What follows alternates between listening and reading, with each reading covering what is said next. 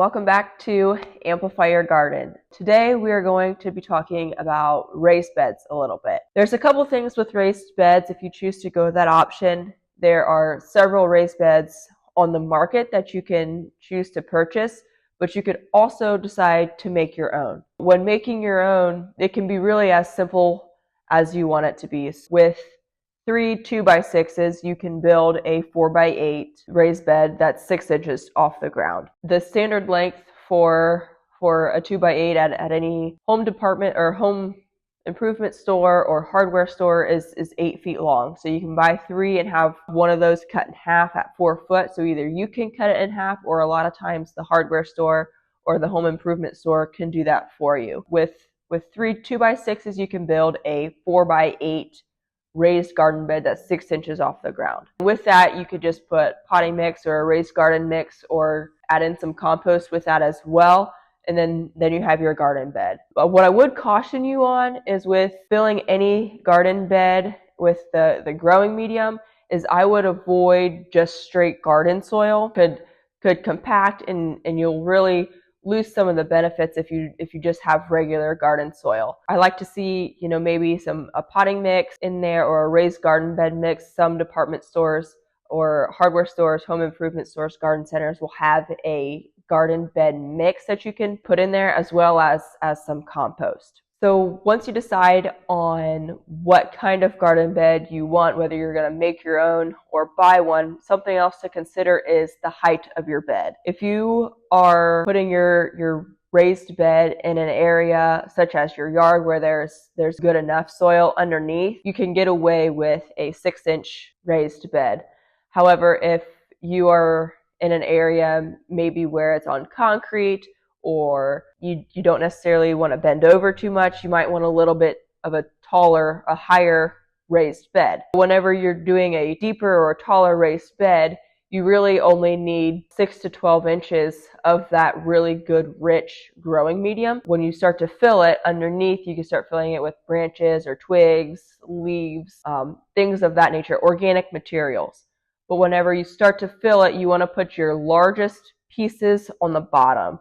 So start with those big branches, those large tree limbs, put those on the bottom, and then move to the things like the smaller branches or the twigs that you pick up in your yard. And then you can put leaves on top of the twigs, and then put your garden mix, the actual soil, on top of those leaves or that smallest organic material. What I would caution you against is putting grass clippings like in the layer with the leaves or right above the leaves. And the reason being is because when you water, you might get a stinky sewage smell for the first couple of months. So if that doesn't necessarily bother you, go ahead and throw those grass clippings in, but just be aware that there might be a stinky smell when you water from those grass clippings.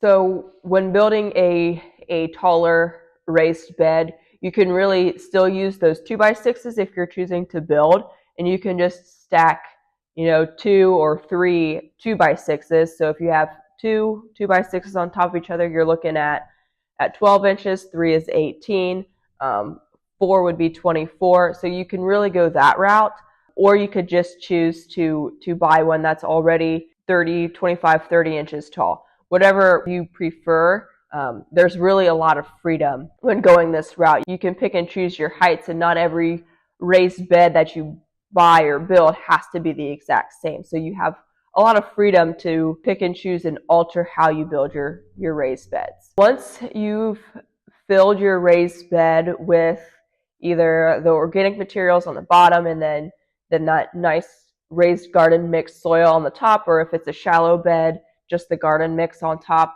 over the years, year after year, you'll notice that the soil will settle. So you'll need to continue to either add soil on top, just to keep that soil fresh. You always want to have at least 6 inches of the really good growing medium, and then the roots will go at least 12. So you really want enough depth of profile there in your raised garden bed to make sure that the roots of your garden plants are getting the adequate nutrition and have the correct soil that they're growing in. So another thing to think about with your raised beds is what kind of plants, what kind of crops do you want to put in those raised beds?